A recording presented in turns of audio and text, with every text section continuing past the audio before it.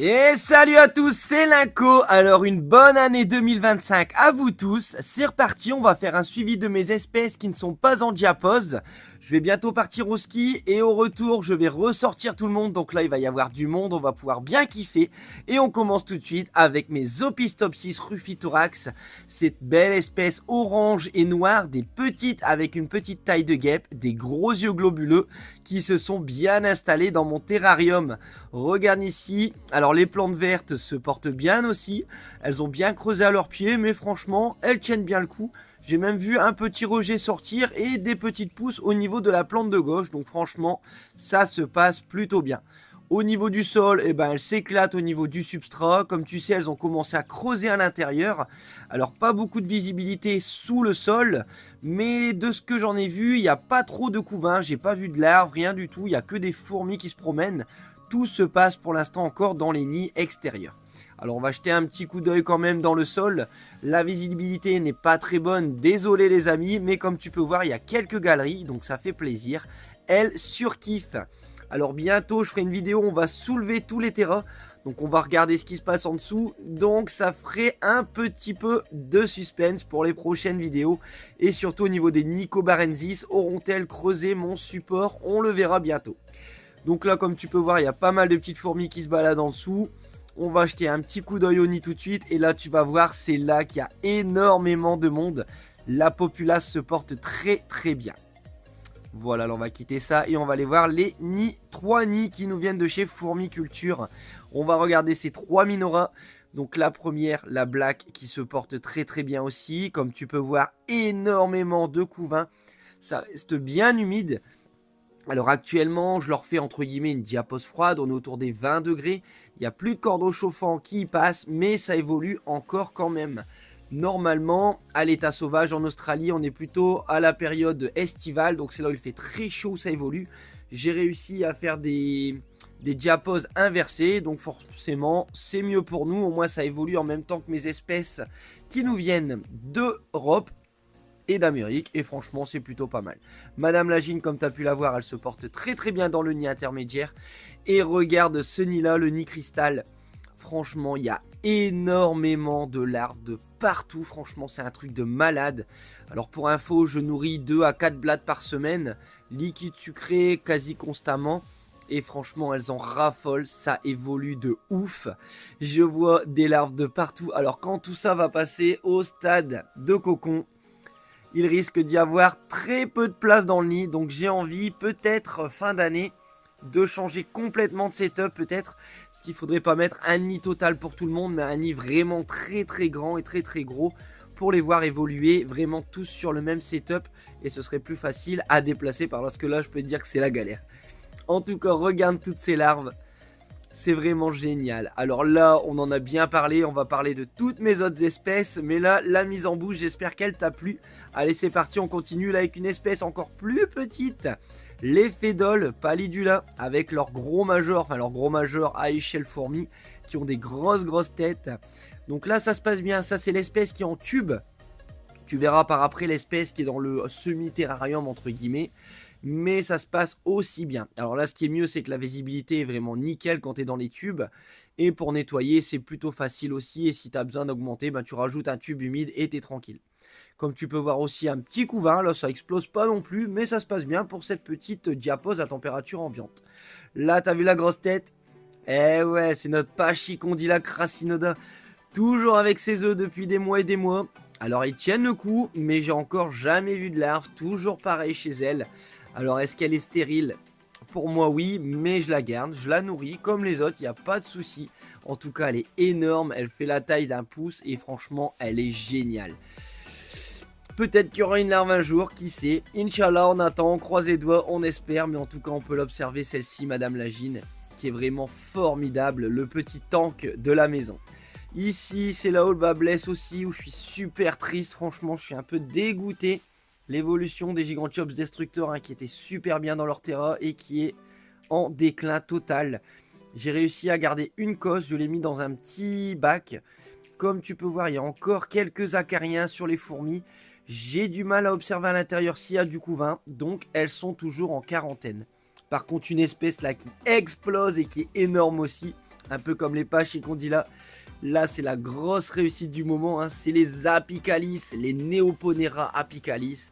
Ouais, les Podérines, ça me faisait plaisir depuis toujours d'en avoir. Et là, franchement, ça fait vraiment plaisir.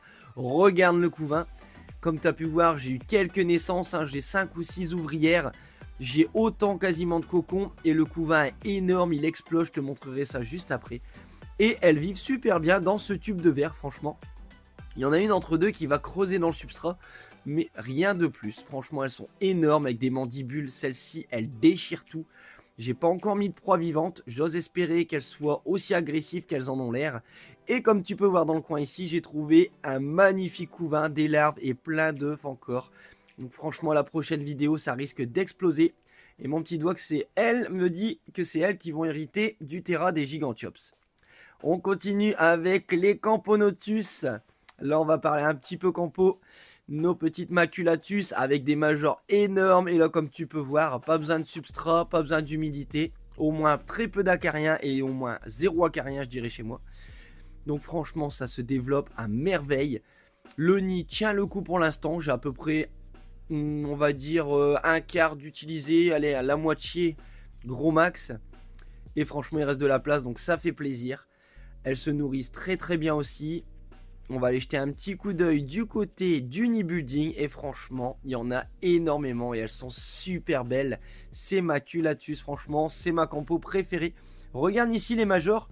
J'en ai repéré plusieurs, je sais pas comment ça se fait. Il y en a plusieurs qui ont qu'une antenne. Alors au départ, je croyais que c'était toujours la même. Mais en fait, en filmant, même là, regarde, celle-ci, elle a une tête beaucoup plus carrée. Et toujours une seule antenne, donc c'est vraiment bizarre.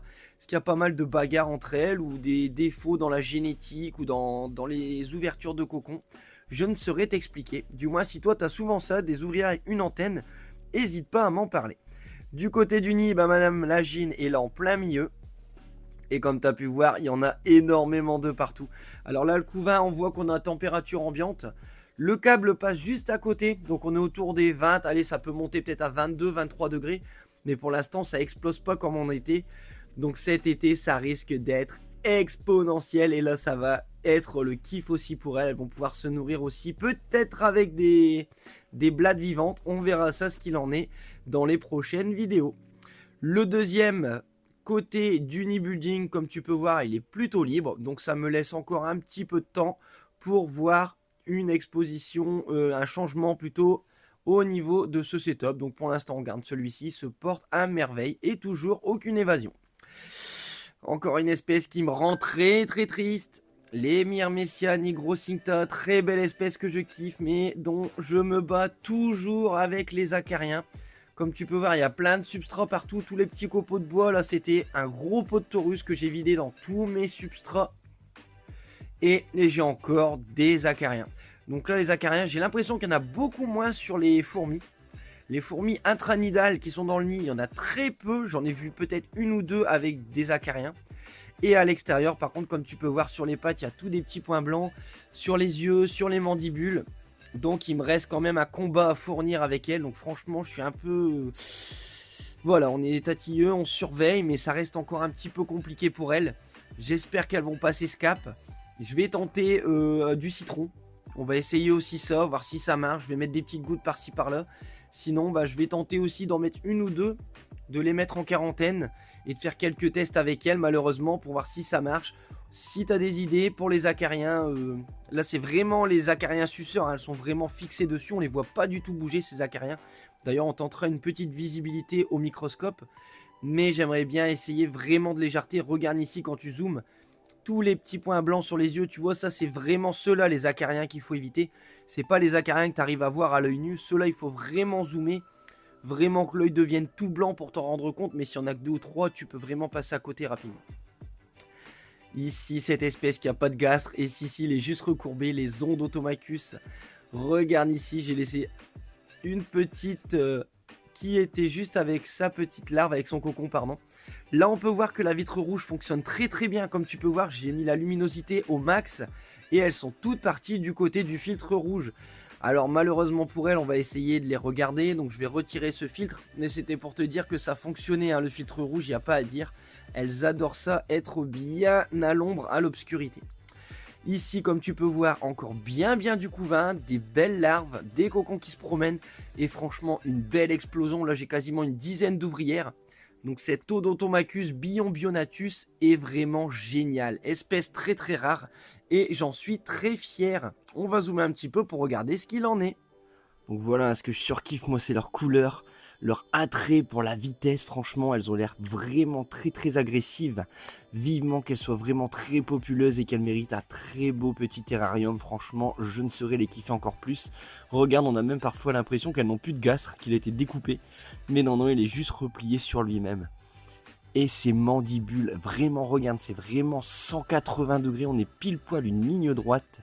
Et quand elle se referme, je peux te dire qu'on entend vraiment le petit cliquetis, des petits dès que ça se claque à une vitesse énorme. Donc franchement, j'aimerais pas y mettre mon doigt, mais je pense que je vais devoir tester quand même. Allez, je vous laisse les observer un tout petit peu avant de passer à l'espèce suivante. Et je suis obligé de reparler direct car ces larves elles sont vraiment très belles aussi et bien spécifiques. Avec leurs petits picots dessus, franchement elles sont vraiment très reconnaissables au niveau des Odontomachus. Allez, on continue tout de suite avec les Phédoles pallidula qui sont dans le petit setup avec de la terre. Alors je les nourris encore actuellement, elles sont pas trop chauffées. Ce que je fais c'est que j'essaye de retirer le plus possible de terre à chaque fois que je fais l'entretien. Là on commence à voir vraiment la surface du sol afin qu'elles prennent place surtout dans le nid qui est à côté. J'ai envie de vraiment voir ce qui s'y passe. En terre on voit qu'elle se développe bien, comme tu peux voir il y a énormément de monde, il y a foule malgré le manque de chaleur et de nourriture excessive, mais elle se développe quand même. Au niveau des 3 petits nids, voilà on va regarder ce qui s'y passe actuellement. Donc elles y rapportent leur terre également, mais ça me dérange pas parce qu'on peut bien voir quand même par dessus. Donc ça se remplit tout doucement. Celui-ci il est rempli un peu plus avec de la terre, mais c'est surtout le gros que j'aimerais bien voir rempli de fourmis, de couvains et surtout essayer de découvrir la gine. Alors j'ai vu un tout petit peu de couvain dans ces interstices, mais pour l'instant tout est sous terre. J'ai du mal, j'ose pas trop toucher la terre, j'ai pas envie de tuer quelqu'un ou vraiment tout abîmer. Mais en tout cas ça se remplit bien. Donc là je suis en train de bien chauffer à ce niveau là. On peut voir qu'il y a un gradient d'humidité qui est assez important. Pas mal de monde qui vient. Et je mets la petite surface au dessus pour couper du soleil. Donc elle commence à y prendre part. Donc tout doucement, je suis en train de vider la terre. J'espère que d'ici un petit mois on va commencer à avoir pas mal de monde dans ce setup qui mérite vraiment une bonne attention au niveau du développement de nos Phédoles. Et j'aimerais bien faire des beaux clichés. Car là avec un nid comme ça, ce qu'on peut faire c'est un très beau zoom et des belles images en macro. Voilà, on va continuer tout de suite avec les Nicobarensis. Alors les Nicobarensis pareil, ça se passe très bien. Regarde là-bas, le tube il est full. Alors il y a un peu de déchets sur les parois, mais il y a énormément de fourmis. Ici j'ai un peu de couvain. Avant d'aller voir le nid qui est plutôt vide d'abord, on va plutôt jeter un coup d'œil au niveau de l'ADC qui sert également de lieu de vie. La cupule, celle que je te parlais qui me servait de déchets, regarde, elles l'ont complètement nettoyée. Et maintenant elle sert de nursery.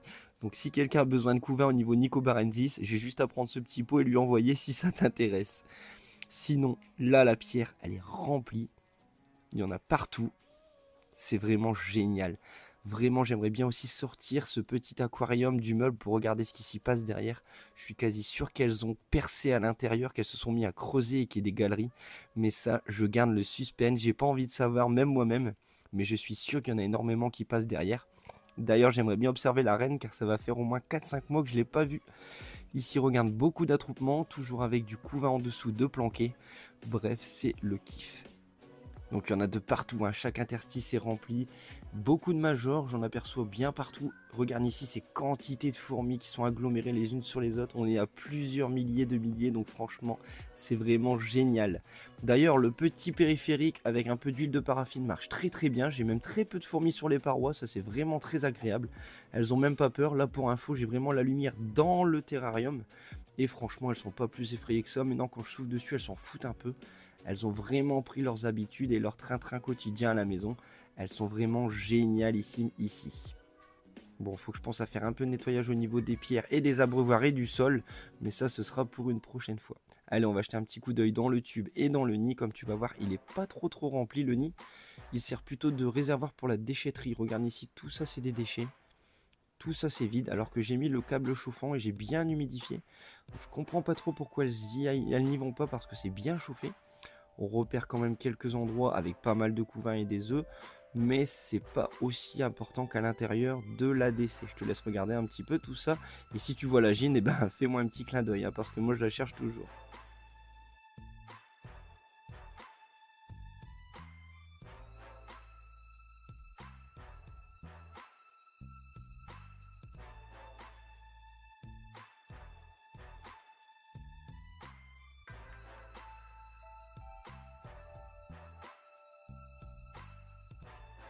Allez, on continue avec nos coupeuses de feuilles. Alors celles-ci, comme d'habitude, elles évoluent pas trop, on va dire. Toujours des plantes, je mets un peu de tout, hein, du troène, des feuilles de framboisier qui me restent. Mais là, je me dis vivement l'arrivée des rosiers, parce que là, elles ont vraiment la dalle, comme toujours. Je vais te montrer une petite fourmi qui va me faire une petite danse un peu originale. Et tu me diras ce que t'en penses également en commentaire. Comme tu vois, là, ça se promène avec des petites feuilles. J'ai remis également pas mal de flocons d'avoine pour booster, entre guillemets, le champignon. Tu verras, le champignon est bien blanc, c'est qu'elles ont vraiment bien accepté ces flocons d'avoine, mais qu'il faut remettre régulièrement à jour, parce que les flocons d'avoine absorbent énormément d'humidité, et ça moisit rapidement dans l'ADC. Regarde cette petite danse que je te parlais, je te laisse admirer ça.